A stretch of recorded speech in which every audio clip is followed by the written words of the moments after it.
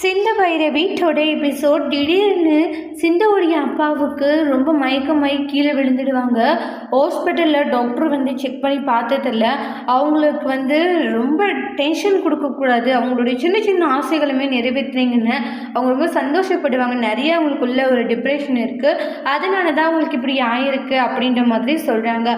அதுக்கு அவங்களுடைய அப்பா கிட்ட சிந்துவும் பைரவியும், அப்பா என்னப்பா உங்களுக்கு பிரச்சனை, அப்படி எதை பற்றிப்பா யோசிச்சுட்டு இருக்கீங்க, எதுவாக இருந்தாலும் எங்ககிட்ட சொல்லுங்கப்பா, நாங்கள் உங்களுடைய ஆசைகளை நிறைவேற்றணுன்றாங்க. அதை விட்டுட்டு உங்களுடைய மனசில் இதெல்லாம் போட்டு குழப்பிட்டு நீங்கள் ரொம்ப டென்ஷன் எடுத்துக்க வேண்டாம்ப்பா அப்படின்றாங்க. என்ன விஷயம் சொல்லுங்க கேமா, எதுவாக இருந்தாலும் நீங்கள் நிறைவேற்றுவீங்களா அப்படின்ற மாதிரி சொல்கிறாங்க. அப்பா கண்டிப்பாக நிறைவேற்றுவோம்ப்பா, அதுக்காக தானேப்பா நாங்கள் இருக்கோன்றாங்க. முதல்ல என்ன பிரச்சனைன்றதை சொல்லுங்க அப்படின்வாங்க. அதுக்கப்புறம் தான் சிந்துவோடைய அப்பா சொல்கிறாங்க, இல்லைம்மா சீக்கிரமாக வயசாகிட்டே போகுது, எங்களுக்கு ஒரு பேரனோ பேத்தியோ நீங்கள் பெற்று கொடுத்தா கொஞ்சம் நல்லா இருக்கும், அதனால தான்மா நான் கேட்குறேன்றாங்க. ஒரு பேரனோ பேத்தியோ பெற்று கொடுத்துட்டீங்கன்னு வச்சுக்கோங்களேன், எனக்கு ரொம்பவே சந்தோஷமாக இருக்கும், அதை விட சந்தோஷம் வேறு எதுவுமே இல்லைம்மா அப்படின்ற மாதிரி சொல்கிறாங்க. டக்குன்னு சிந்துவுடைய அப்பா அப்படி சொன்னது சிந்துவுக்கும் பைரவிக்கும் ரொம்பவே அதிர்ச்சியாக தான் இருக்குது. என்னடா அப்பா இப்படி சொல்கிறாங்க அப்படின்ட்டு அவங்களுக்குள்ள ஒரு பயங்கரமான ஒரு அதிர்ச்சியாக தான் இருக்குது. ஏம்மா ஏதோ வேறு ஏதோ பெருசாக கேட்ட மாதிரிலாம் பண்ணுறீங்க, ஒரு பேத்தியோ பேரனோ எனக்காக பெற்று கொடுங்கன்னு சொன்னேன், ஆனால் நீங்கள் என்னடனா இந்த அளவுக்கு அதிர்ச்சியாக இருக்கீங்க, என்னம்மா ஆச்சு அப்படின்ற மாதிரி கேட்டுக்கிட்டு இருக்காங்க. இல்லை அது ஏம்மா ஒரு அப்பாவுக்காக இந்த ஆசையை கூட நீங்கள் நிறைவேற்ற மாட்டீங்களா அப்படின்ற மாதிரி சொல்கிறாங்க. அப்பா என்னப்பா பேசிட்டு அதெல்லாம் கண்டிப்பாக உங்கள் ஆசை நிறைவேறும்னு சொல்லிட்டு அவங்க சமாதானப்படுத்துறதுக்காக சிந்துவும் பைரவியும் அப்படி ஒரு விஷயம் சொல்கிறாங்க. ஆறுமுகமும் சிவாவும் இதை கேட்டுட்டு பாவம் தான் அப்பாவுக்காக என்ன பண்ணுறதுன்னு தெரியாமல் அவங்க அப்பாவை இப்படி சமாளிக்கிறாங்க அப்படின்ட்டு ரொம்ப ஃபீல் பண்ணிக்கிட்டு இருக்காங்க நம்முடைய சிவாவும் ஆறுமுகமும். அதுக்கப்புறமா அவங்களுடைய அப்பாவை சமாதானம் பண்ணிவிட்டு கண்டிப்பாக உங்களுடைய ஆசை நிறைவேறும்னு சொல்லிட்டு அங்கேருந்து கிளம்பி போகிறாங்க. இங்கே என்ன பண்ணுறதுன்னு தெரியல, அவங்களுக்கு ரொம்ப குழப்பமாக இருந்துட்டுருக்கு. உடனே பார்த்திங்கன்னா சிந்து ஒரு பக்கமும் பைரவி ஒரு பக்கமும் ஃபீல் ஆகுறாங்க. அதுக்கு ஆறுமுகம் பார்க்குறாங்க, என்ன என் அப்பா இப்படி சொல்லிட்டா நான் கூட சந்தோஷமாக வாழ்ந்துருவேன்னு நினச்சியா, எந்த காரணத்தை கொண்டும் என்னால் சந்தோஷமாக வாழ முடியாது உங்க கூட அப்படின்ற மாதிரி சொல்கிறாங்க பைரவி. ஏன்னா உங்க கூட வாழ்கிறதே எனக்கு பிடிக்கல, அப்படி இருக்கும்போது நான் எப்படி சொல்ல உன் கூட வாழவேன்றாங்க. கண்டிப்பாக உன் கூட என்னால் வாழ முடியாது, அப்படி ஒரு எண்ணம் உனக்கு இருந்துச்சுன்னு வச்சுக்கோயேன், இப்போவே அந்த எண்ணத்தை நீ தூக்கி போடுறது தான் உனக்கு நல்லதுன்றாங்க. ஏன்னா நான் உன்னை விட்டு விலகணும்னு நினைக்கிறேன், உன்னை விட்டு ரொம்ப தூரத்துக்கு போகணும்னு நினைக்கிறேன், அப்படி இருக்கும்போது ஒரு நிமிஷம் கூட உன் கூடலாம் என்னால் ஒன்று சேர்ந்து வாழ முடியாது, என் அப்பாவுடைய மனசை எப்படி மாற்றணும்னு எனக்கு தெரியும், அதனால் ஒரு காலமும் உன் கூட நான் ஒன்று சேர்ந்து வாழுவேன் அப்படின்ற ஒரு எண்ணம் இருந்துச்சுன்னா அது இன்னையோட அழிச்சிடுறது தான் உனக்கு நல்லதுன்னு சொல்லிட்டு போகிறாங்க பைரவி. அப்படி நான் என்ன பண்ணிட்டேன்னு சொல்லிட்டு நீ என்னை இந்த அளவுக்கு வெறுக்கிறேன்றாங்க. நான் அப்படி உனக்கு என்ன பண்ணிட்டேன் சொல்லுன்றாங்க. இங்கே பார், நான் அவ்வளோ தூரம் சொல்லியுமே நீ என் கழுத்தில் தாலி கட்டிட்டேன், அது இப்போ வரைக்குமே என்னால் மறக்கவே முடியலன்றாங்க. அதை நினைச்சாலே எனக்கு கோபம் மட்டும்தான் வருது அப்படின்றலாம் சொல்லிட்டு இருக்காங்க. எதுக்காக நீ இப்படி எல்லாம் பேசிட்டு இருக்க, பின்ன வேற எப்படி பேசுவாங்க, நீ பண்ணிட்டு இருக்கிற விஷயமும் அப்படித்தானே இருக்குன்றாங்க. நீ பண்ண விஷயத்தினால எனக்கு எவ்வளோ கஷ்டமாக இருக்குன்ட்டு எனக்கு மட்டும்தான் தெரியும், உனக்கு எங்கே தெரிய போகுது அதெல்லாம் அப்படின்றத சொல்லிட்டு ரொம்பவே கோவப்பட்டுக்கிட்டு இருக்காங்க. என் அப்பா சொன்னாங்கன்றதுக்காகலாம் உன் கூட என்னால் வாழ முடியாது, அப்படி ஒரு எண்ணம் இருந்துச்சுன்னா அதை இன்னியோட அழிச்சு போட்டுற, அந்த எண்ணத்தவே நீ மறந்துடு அப்படின்ற மாதிரி சொல்லிட்டு இருக்காங்க. அதை கேட்டுட்டு ரொம்பவே ஃபீல் பண்ணிட்டு இருக்காங்க ஆறுமுகம். கடைசி வரைக்குமே இவன் நம்ம கூட ஒன்று சேர்ந்து வாழவே மாட்டா போல, இப்போ என்னதான் பண்ணுறது அப்படின்ட்டு ஆறுமுகம் பக்கம் ரொம்பவே ஃபீல் பண்ணிட்டு இருக்காங்க. அதுக்கு அடுத்து தான் சிந்து ஒரு பக்கம் யோசிக்கிறாங்க. சிவா என்ன முடிவு எடுக்கிறாங்கன்னா, பாவம் இதே இடத்துல சிந்து இருந்திருந்தாலும் கண்டிப்பாக யோசிக்காம நம்ம கூட ஒன்று சேர்ந்து வாழ்ந்திருப்பா, அதனால நாம் சிந்து கூட ஒன்று சேர்ந்து வாழலாம் அப்படின்னு சொல்லிட்டு சிவா ஒரு முடிவு எடுக்கிறாங்க. ஏன்னா சிந்து நம்மளுக்காக நிறைய விஷயங்களை பண்ணியிருக்கா, அப்படி இருக்கும்போது அவளுக்காக நம்ம இந்த விஷயத்த பண்ணலாம் அப்படின்னு சொல்லிட்டு சிவா முடிவு எடுக்கிறாங்க. சிவா சிந்துக்கிட்ட சிந்துன்றாங்க, டாக்டர் அப்பா ஏதோ ஒரு இதில் அப்படி சொல்லிட்டாரு, நீ அதுக்காக என் கூட ஒன்று சேர்ந்து வாழணும் அப்படின்ட்டு எல்லாம் நான் நினைக்கல டாக்டர், ஏன்னா ஒருத்தரை நம்ம கட்டாயப்படுத்தி வாழ வைக்கணும்னா அது ரொம்பவே தப்பாக போயிட்டு டாக்டர், அதனால என்னுடைய மனசில் அப்படி ஒரு எந்த எண்ணமும் கிடையாது அப்படின்ற மாதிரி சொல்கிறாங்க. அதுக்கு அப்படியெல்லாம் ஒன்றும் இல்லை, நான் சொல்கிறத கொஞ்சம் கேளு அப்படின்னுவாங்க. என்ன சொல்லு டாக்டர், இல்லை நான் உன் கூட சேர்ந்து வாழலான்னு முடிவெடுத்திருக்கேன் டாக்டர், அப்பா சொன்ன காரணத்துக்காக வாழ்ந்தாங்க, அப்படியெல்லாம் ஒன்றும் இல்லை, உண்மையிலே எனக்கு உன்னை ரொம்ப பிடிக்கும், இவ்வளோ நாளாக உன் மேலே சும்மா அப்படி ஒரு கோபமாக இருக்கிற மாதிரி நடித்தேன், ஆனால் உண்மையிலேயே சின்ன வயசுலேருந்து இப்போ வரைக்கும் எனக்கு உன்னை ரொம்பவே பிடிக்கும்ன்றாங்க. அது என்னன்னு தெரியல, நீ பண்ணுற சேட்டைகளாக இருக்கட்டும், நீ பண்ணுற குறும்புத்தனங்களாக இருக்கட்டும், இதெல்லாம் பார்க்க பார்க்க எனக்கு உன்னை ரொம்ப பிடிக்க ஆரம்பிச்சிடுச்சு அப்படின்ட்டுலாம் சொல்லிட்டு இருக்காங்க டாக்டரு. உண்மையாக சொல்லிட்டு இருக்க, உண்மையாக தான் சொல்லிட்டு இருக்க, எனக்கு உன்னை ரொம்பவே பிடிச்சிருக்கு, அதனால தான் சொல்கிறேன்ட்டு ரொம்பவே ஹாப்பி ஆகிட்டு இருக்காங்க. உண்மையிலே நீ சொன்ன விஷயம் எப்படி இருக்குது தெரியுமா, என் மனசுக்கு அவ்வளோ நிறைவாக சந்தோஷமாக இருக்குது அப்படின்ட்டுலாம் சொல்லிட்டு பயங்கர ஹாப்பியாக இருந்துட்டுருக்காங்க. அதுக்கப்புறம் இங்கே பாரு சிந்து, இனிமேலும் நம்ம தாமதிக்கக்கூடாது, நம்ம 2 பேருமே ஒன்று சேர்ந்து வாழலாம். உன் அப்பாவுடைய ஆசைப்படி நம்ம 2 பேரும் சீக்கிரமாக ஒரு பேரனோ பேத்தியோ பெற்று கொடுத்தலாம் அப்படின்ற மாதிரி சொல்லிட்டு இருக்காங்க. அப்போ நம்மளுடைய சிந்து செம க்யூட்டாக சிரிச்சிட்டு இருக்காங்க. உண்மையிலே என்னால் நம்பவே முடியல என் கண்ணன்றாங்க. ஏன் சிந்து, அப்போ உனக்கு என் கூட ஒன்று சேர்ந்து வாழ்றதுல விருப்பம் இல்லையா அப்படின்ற மாதிரி சொல்கிறாங்க. அப்படியெல்லாம் இல்லாதில்ல டாக்டரே, உண்மையிலே உன் கூட வாழ்கிறதே எனக்கு அவ்வளோ சந்தோஷம் தெரியுமா. ஆனால் உனக்கு பிடிக்காம ஒரு வாழ்க்கை அப்படின்னும் போது தான் ஒவ்வொரு நிமிஷமும் நான் நினச்சிட்டு இருந்தேன். ஆனால் இன்றைக்கி நீயே இப்படி ஒரு விஷயம் சொல்லும் போது எனக்கு என்ன சொல்கிறதுன்னு தெரியல, அவ்வளோ சந்தோஷமாக இருக்குன்றாங்க. என் மனசே நிறைஞ்சு போயிடுச்சு டாக்டரே அப்படின்னு சொல்லிட்டு ரொம்பவே ஹாப்பியாக இருந்துட்டுருக்காங்க. அவ்வளோதான், இனி நம்ம 2 பேரும் ஒன்று சேர்ந்து கண்டிப்பாக வாழணும். சீக்கிரமாக நீயும் நானும் 2 பேரும் ஒன்றா இருக்கணும், அப்பாவுக்கு ஒரு பேரனும் பேத்தியும் பெற்று கொடுத்துடலாம் அப்படின்ற மாதிரி சொல்லிக்கிட்டு இருக்காங்க. சரி ஓகே அப்படின்னு சொல்லிட்டு ரொம்பவே சந்தோஷப்பட்டுக்கிட்டு இருக்காங்க நம்முடைய சிந்து இருந்துட்டு, டாக்டர் இப்போ கூட என்னால் நம்ப முடியல, இது கனவா நிஜமா ஒன்றுமே எனக்கு புரியவே இல்லைன்றாங்க. அப்படி ஒரு குழப்பம் தான். ஆனால் இன்னைக்கு உண்மையிலே மனசுக்கு அவ்வளோ நிறைவாக இருக்குது, ரொம்ப சந்தோஷமாக இருக்குது எனக்கு அப்படின்ட்டுலாம் சொல்லிட்டு இருக்காங்க. நான் எதிர்பார்க்கவே இல்லை தெரியுமா டாக்டர், ஏன்னா நீ நானும் 2 பேரும் ஒன்று சேர்ந்து வாழ மாட்டோம், அவ்வளோதான் எல்லாம் முடிஞ்சு போச்சு அப்படின்னு நினச்சி ஒவ்வொரு நிமிஷமும் நான் ரொம்ப கவலைப்பட்டுட்டு இருந்தேன். ஆனால் இன்னைக்கு நம்ம 2 பேரும் ஒன்று சேர்ந்து வாழ போகிறோம் அப்படின்னு நினச்சாலே மனசுக்கு அவ்வளோ நிறைவாகவும் சந்தோஷமாகவும் இருக்குது அப்படின்ட்டுலாம் சொல்லிட்டு ரொம்ப ரொம்ப ஹாப்பியாக இருந்துட்டுருக்காங்க. இந்த நாளை ஒரு சிறப்பான ஒரு நாளாக நீ மாற்றிட்ட, மனசுக்கு அவ்வளோ நிறைவாகவும் இருக்கு எனக்கு அப்படின்ட்டுலாம் சொல்லி ரொம்பவே ஹாப்பியாக இருந்துட்டுருக்காங்க. அதுக்கு அடுத்து தான் பார்த்திங்கன்னா ஆறுமுகம் பைரவி மட்டும் ஏன் தான் நம்மளை புரிஞ்சிக்கவே மாட்டேங்கிறானே தெரியல. எப்போ பார்த்தாலும் ஏதாச்சும் ஒன்று சொல்லிக்கிட்டு இருக்கா. நம்ம கூட அவள் ஒன்று சேர்ந்து வாழ்கிற ஒரு மைண்ட் செட்டே இல்லவே இல்லை, என்ன பண்ணுறதுன்னு ஒன்றும் புரியல அப்படின்னு சொல்லி ரொம்பவே குழப்பமாக இருந்துட்டுருக்காங்க. இப்போ ஏதாச்சும் சொன்னாலுமே அவள் கண்டிப்பாக புரிஞ்சுக்கவும் போகிறதில்ல. ஏன்னா அவங்க அப்பாக்காகவாச்சும் வாழணும்னு சொல்லிட்டு அவன் மனசில் இருக்கா. ஆனால் அப்படி ஒரு எண்ணமே அவளுடைய மனசில் இருக்க மாட்டேங்குது. ஏன் தான் இப்படி பண்ணிகிட்ருக்கானோ தெரியல அப்படின்ட்டு ரொம்பவே கோவப்பட்டுக்கிட்டு இருக்காங்க. என்ன சொல்கிறதுன்ட்டு ஒன்றுமே புரியல, என்ன முடிவு எடுக்கிறதுன்னு தெரியல அப்படின்ட்டு ரொம்பவே குழப்பத்தில் இருந்துட்டுருக்காங்க. அதுக்கு அடுத்து தான் பார்த்திங்கன்னா நம்முடைய ஆறுமுகம் ஒரு கொஞ்ச நாள் போட்டும் அதுக்கப்புறம் எதுவாக இருந்தாலும் பார்த்துக்கலான்னு சொல்லிட்டு ஆறுமுகம் விட்டுடுறாங்க. ரொம்ப நம்ம உள்ள ப்ரெஷர் கொடுக்க வேண்டாம் அப்படின்ற மாதிரி சொல்லி முடிவு எடுத்துகிட்ருக்காங்க. அதுக்கு அடுத்ததாக பார்த்திங்கன்னா நம்மளுடைய ஐஷுக்கு எக்ஸாமில் நிறையவே டவுட் இருக்குது. அந்த டவுட் எல்லாமே கிளியர் பண்ணுறாங்க பைரவி இருந்துட்டு. இப்படி எப்படி பண்ணணும், இப்படி இது பண்ணணும் அப்படின்னு சொல்லிட்டு எல்லாமே பார்த்திங்கன்னா ஐடியாஸ் கொடுத்துட்ருக்காங்க. அவங்களுக்கு படிக்கிறதுக்காக நிறையவே பைரவி ஹெல்ப் பண்ணுறாங்க. பைரவி நிறைய ஹெல்ப் பண்ணுவாங்க. அவங்க ஹெல்ப் பண்ணதுனால நல்லா படித்து ஐஷு ஒரு நல்ல ஒரு மார்க்குமே எடுக்கிறாங்க. அப்போ ரொம்ப சந்தோஷப்படுறாங்க. உடனே பைரவி கிட்ட ரொம்ப தேங்க்ஸ் அண்ணி அப்படின்றாங்க. என்ன சொன்ன ஐஷு? அண்ணியா? ஆமாம். இல்லை நீ இந்த மாதிரியெல்லாம் சொன்னது கிடையாதுல்ல. இல்லை நான் தான் இவ்வளோ நாளாக உங்களை தப்பாக புரிஞ்சுக்கிட்டேன். ஏன்னா எவ்வளோ பெரிய விஷயம் பண்ணியிருக்கீங்க நீங்கள், ஆனால் அது புரியாமல் நான் உங்களை ரொம்பவே கஷ்டப்படுத்தியிருக்கேன்றாங்க. ஆனால் இன்றைக்கி உங்களை பற்றி நினச்சா எனக்கு அவ்வளோ பெருமையாகவும் சந்தோஷமாகவும் இருக்குன்றாங்க. ஏன்னா நீங்கள் எனக்காக எவ்வளோ பெரிய விஷயம் பண்ணுறீங்க தெரியுமா, என் மனசே நிறைஞ்சு போச்சு அப்படின்ட்டுலாம் சொல்லிட்டு ரொம்ப ரொம்ப சந்தோஷமாக இருந்துட்டு இருக்காங்க. இந்த நாளை என்னால் மறக்க முடியாது, அவ்வளோ சந்தோஷமாக இருக்குது அப்படின்ட்டுலாம் சொல்லிட்டு ரொம்பவே ஹாப்பியாக இருந்துட்டு இருக்காங்க. நான் படித்து நல்ல மார்க் எடுத்திருக்கேன், அதுக்கு காரணமே நீங்கள் தான் அண்ணி அப்படின்ட்டு ஐஷு சொல்லிட்டு இருக்காங்க. இங்கே பாரு ஐஷு, உனக்கு எக்ஸாமில் ஏதாச்சும் டவுட்டுன்னா நீ தாராளமாக என்னை கேட்கலாம். நீ எதையுமே நினச்சி பயப்படாது சரியா? என்ன சொல்லி கொடுப்பாங்களா கொடுக்க மாட்டாங்களா அப்படின்னு சொல்லிட்டெல்லாம் நீ பயப்பட வேண்டாம், கண்டிப்பாக உனக்காக நான் எல்லாமே சொல்லி தருவேன்றாங்க. சரிங்க அண்ணின்றாங்க.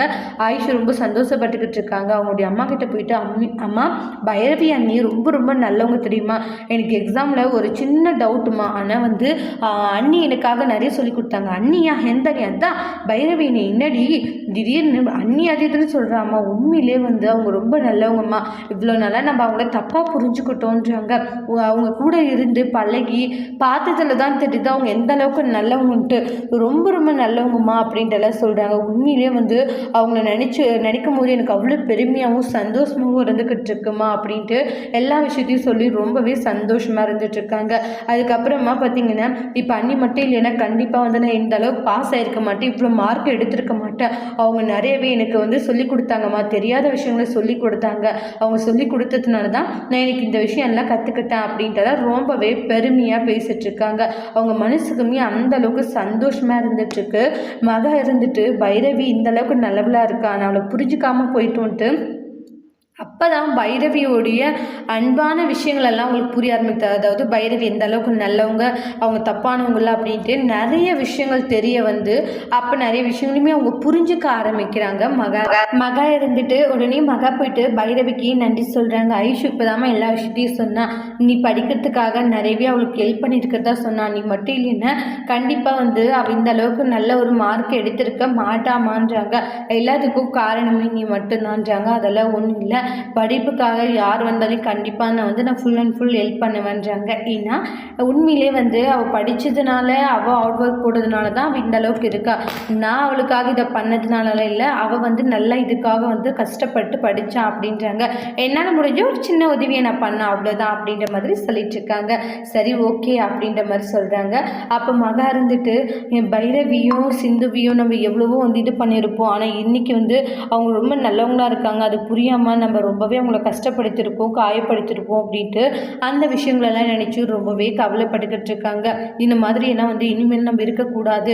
நம்ம பொண்ணுக்கு வந்து எவ்வளோ விஷயத்தில் வந்து பைரவி ஹெல்ப் பண்ணியிருக்கா, அவள் மட்டும் இந்த டைம் வந்து என்னை சொல்லிக் கொடுக்காத இருந்திருந்தால் கண்டிப்பாக வந்து அவள் ஃபெயில் ஆகிருப்பான். இன்றைக்கி நல்ல ஒரு மதிப்பெண் எடுத்திருக்கானா அதுக்கு காரணம் பைரவி மட்டும்தான். ஆனால் இதை பற்றி புரிஞ்சுக்காமல் நம்ம பைரவியை ரொம்ப கொடுமைப்படுத்தியிருக்கோம், பழி வாங்கணுன்ட்டு நிறைய எண்ணங்களில் நம்ம சுற்றி இருக்கோம். ஆனால் இன்றைக்கி தான் வந்து அவங்க நம்ம பழி வாங்குற எண்ணத்தை வந்து இன்னையோட நம்ம இது விட்டுடணும். ஏன்னா அவங்க நம்மளுக்காக இவ்வளோ விஷயங்களை பண்ணும்போது இனி வந்து நம்ம கொஞ்சம் மாறலாம் அப்படின்னு சொல்லிட்டு முடிவு எடுக்கிறாங்க மகா.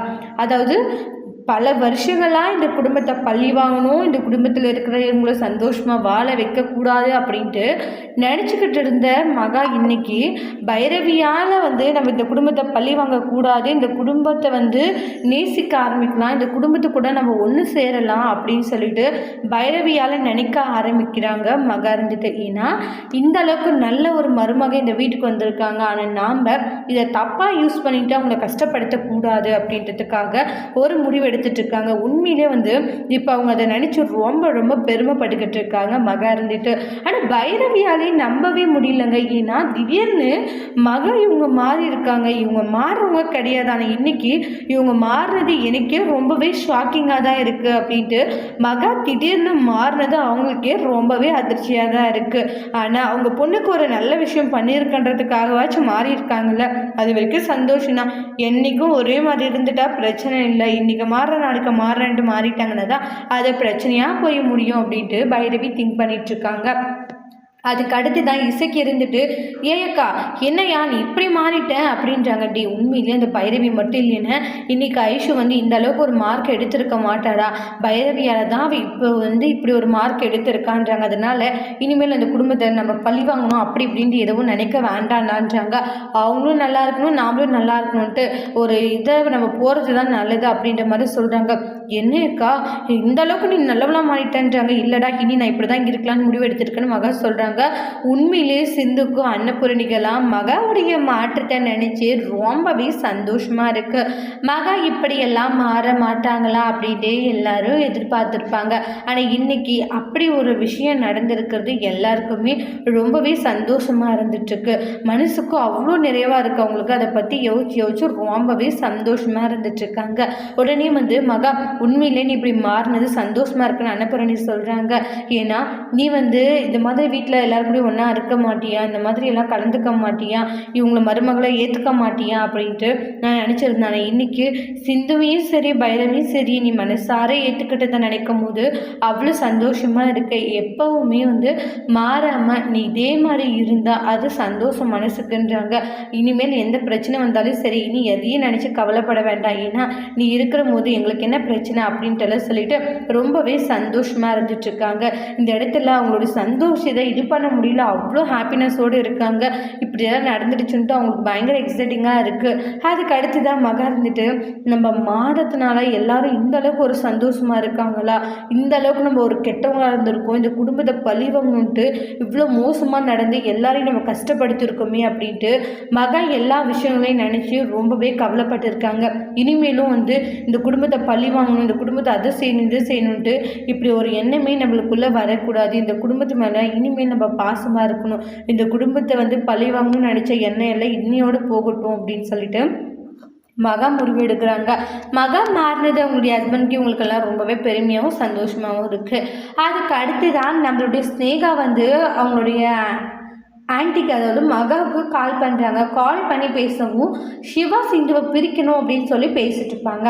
அதுக்கு நம்மளுடைய மகா இருந்துட்டு, என்னம்மா அப்படிதெல்லாம் ஒன்று வேணாம் சரியா, உனக்கு ஒரு நல்ல ஒரு லைஃப் பார்ட்னர் கிடைப்பான், அவனை கல்யாணம் பண்ணிட்டு சந்தோஷமாக இருக்கிற வழியை பாரு, அதை விட்டுட்டு எப்படியாச்சும் வந்து சிவாவையும் சிந்துவையும் பிரிக்கணும்னு சொல்லிட்டு நினச்சேன்னா அந்த எண்ணத்தை வந்து இன்னையோடு மறந்துடுமான்றாங்க. ஏன்னா சிவாவும் சிந்துவும் 2 பேரும் சந்தோஷமாக சேர்ந்து வாழணும்னு ஆசைப்படுறேன்னா வாழட்டும். ஆண்டி என்ன ஆண்டி இப்படி மாறிட்டீங்க, ஒட்டுமொத்தமாக இப்படி மாறுவீங்கன்னு நான் நினைக்கலன்றாங்க. ஆமாம் மாறிட்டேன் தான், அவங்க சந்தோஷமாக வாழ விட்டா உனக்கு நல்லதுன்றாங்க. இல்லை சந்தோஷமாக வாழ முடியாதுன்னு நீ சொன்னீங்க, அது தேவையில்லாத பிரச்சனையில் தான் போய் முடியுன்றாங்க. அதனால இனிமேலும் வந்து என் பையனை கல்யாணம் பண்ணிக்கிறேன் அப்படின்னு சொல்லி இருந்தீங்கன்னா அப்படி ஒரு எண்ணத்தை அழிச்சிடுமா. ஏன்னா நான் ஆசைப்படுறது சிந்து வந்து சிவா கூட ஒன்று சேர்ந்து வாழணுன்ட்டு தான். இனிமேல் நீ வந்து சிவாவை நினச்சிட்டாலே இருக்க வேண்டாம், நான் உனக்கு வாக்கு கொடுத்துருப்பேன் சிவாவை உனக்கு கல்யாணம் பண்ணிக்கிறேன்ட்டு, கொடுத்த வாக்கை நான் வாபஸ் வாங்கிக்கிறேன். இனிமேலும் வந்து சிவா உனக்கு கிடைக்க மாட்டான், சிவாவுடைய லைஃப்பை விட்டு போகிறது உனக்கு நல்லது. கண்டிப்பாக சிவாவும் சிந்துவும் 2 பேரும் ஒன்று சேர்ந்து வாழணும், அதுதான் என்னுடைய விருப்பமும் கூட அப்படின்ட்டு மகா சொல்லிட்டு இருக்காங்க. அதுக்கு ஸ்னேகா இருந்துட்டு, ஆண்டி ஒரே நாளில் மாறலாம், அதுக்கு நீ இப்படியெல்லாம் மாறிட்டீங்க அப்படின்றாங்க. இவ்வளோம்மா இவ்வளோ நாளாக நான் தப்பாக புரிஞ்சு வச்சுட்டு இருந்தேன் சிந்துவை, ஆனால் இன்னைக்கு தான் நான் சிந்துவை சரியாக புரிஞ்சு வச்சுருக்கேன்றாங்க. தயவு செஞ்சு இனி சிந்துவோடைய லைஃப்லேயும் சரி சிவாவுடைய லைஃப்லேயும் சரி நீ இன்வால்வ் ஆக வேண்டாம், அவங்க 2 பேருக்குள்ளேயும் வந்து நீ எந்த ஒரு பிரச்சனையும் செய்ய வேண்டாம், என்ன நான் சொல்கிறது உனக்கு புரியும்னு நினைக்கிறேன்றாங்க. இல்லைன்னு வச்சுக்கோங்க அப்புறம் தேவையில்லாத பிரச்சனை ஆகும், அவங்களுக்குள்ளே வந்து நீ பிரச்சனையை உருவாக்காத இருந்தால் உனக்கு நல்லது அப்படின்ட்டுலாம் சொல்லிட்டு இருக்காங்க. அப்போ நான் இவ்வளோ தூரம் சொல்கிறேன், நீங்கள் நான் சொல்கிறத கேட்க மாட்டீங்க, என்னால் கேட்க முடியாது, நான் சொல்கிறத தான் நீங்கள் கேட்டு ஆகணும் அப்படின்ற மாதிரி ஸ்னேகா ஆன் பண்ணிவிட்டு மகா ஃபோனை வச்சுருவாங்க. அப்போ வந்து மகா பேசுனதை கேட்டு ஸ்னேகாவுக்கும் ரொம்ப அதிர்ச்சியாக இருக்கா. ஆண்டி நேற்று வந்து அந்த சிந்துவுக்காக நீங்கள் என்ன விட்டு கொடுத்துட்டீங்கள, என்னை இந்த அளவுக்கு பேசிட்டீங்களா, கண்டிப்பாக விட மாட்டேன். எப்படி வந்து சிவா அந்த சிந்து கூட சந்தோஷமாக வாழ்ந்துடுறான்னு நான் பார்க்குறேன், கண்டிப்பாக அவனால் அந்த சிந்து கூட சந்தோஷமாக வாழ முடியாது, நான் வாழவும் விட மாட்டேன்றாங்க. சிவா என் கூட மட்டும்தான் வாழணும், என்னை தவிர அவன் வேறு எந்த ஒரு பொண்ணையும் எடுத்து பார்க்கக்கூடாது, அப்படி பார்க்கவும் நான் விட மாட்டேன்றாங்க. ஏன்னா அவன் என் கூட மட்டும்தான் இருக்கணும் அப்படின்னு சொல்லிட்டு ரொம்ப வைராக்கியமாக சுற்றிட்டு இருக்காங்க. நானும் என்னவோ நினச்சேன், ஆனால் இன்னைக்கு நீங்களே இப்படி மாறிட்டீங்கள, இனி நீங்கள் வேற ஒரு ஸ்னேகாவை பார்க்க வேண்டியதாக இருக்குன்றாங்க. அதாவது இப்படி ஒரு ஸ்னேகாவா அப்படின்னு நீங்கள் நினைக்கிற அளவுக்கு இனி நான் மாற போகிறேன்றாங்க. கடைசியாக நான் உங்களை நம்பியிருந்தேன், ஆனால் கடைசியில் வந்து நீங்களே இந்த மாதிரி ஒரு விஷயத்தில் வந்து என்னை ஏமாற்றுவீங்கன்னு நான் நினைக்கல ஆண்டி. இனி தான் நான் எல்லாருக்கும் வைக்க போகிறேன். அப்போ சிவா கிடைக்கணுன்றதுக்காக நான் எந்த எல்லைக்கு வேணுனாலும் போவேன், நான் எந்த ஒரு ஸ்டெப்பு வேணுனாலும் எடுத்து வைப்பேன். ஏன்னா சிவா எனக்கு வேணும், அவன் தான் என்னுடைய உசுறு, அவன் தான் என்னுடைய உலகம் அப்படின்னு நினச்சி நான் வாழ்ந்துட்டுருக்கேன். அப்படி இருக்கிற போது நான் சிவாவை விட்டு கொடுத்துருவேன்னா யாருக்காகவும் நான் என்னுடைய சிவாவை விட்டு கொடுக்க மாட்டேன். அதுக்காக நான் என்ன செய்கிறேன்னு மட்டும் பாருங்க அப்படின்னு சொல்லிட்டு ஒரு முடிவு எடுத்துட்டு இருக்காங்க நம்மளுடைய ஸ்னேகா வந்து வேற ஒரு பிளான் போட்டுட்டாங்க. இதை பண்ணாதான் நான் சிவா கூட வாழவேன்னா அதையுமே நான் பண்ண ரெடி அப்படின்ற மாதிரியான ஒரு கட்டத்துக்கு வந்துட்டாங்க நம்மளுடைய ஸ்னேகா. இந்த இடத்துல டோட்டலாக மகாவும் மாறிட்டாங்க. இனி வந்து ஸ்னேகா இவங்க எல்லாரையும் பிரிக்கிறது தான் ஒரு டார்கெட்டாக வச்சுட்டு இருக்காங்க. என்னெல்லாம் பண்ணி நம்மளுடைய ஸ்னேகா வந்து பிரிக்க போகிறாங்க. இப்போ சிந்துவும் சிவாவும் 2 பேரும் லைஃப்பில் ஒன்று சேரலாம், நம்ம அடுத்த கட்டம் என்னன்றதை பார்க்கலாம் அப்படின்ற வர நேரத்தில் பிரிக்கணும்னு பிளான் பண்ணுறாங்க. எப்படி பிரிக்க போகிறாங்க, அப்படி பிரிக்க நினைச்சாலுமே வந்து மகா அடுத்து என்ன செய்ய போகிறாங்க நம்ம ஸ்னேகாவை அப்படின்ட்டு அடுத்தடுத்து வரக்கூடிய பிரமுவில் நம்ம வெயிட் பண்ணி பார்க்கலாம். இந்த வீடியோ உங்களுக்கு பிடிச்சிருந்தா லைக் பண்ணுங்கள், கமெண்ட் பண்ணுங்கள், ஷேர் பண்ணுங்கள். மறக்காமல் நம்மளோட சேனலை நீங்கள் சப்ஸ்கிரைபர் பண்ணிக்கோங்க. Thank you friends.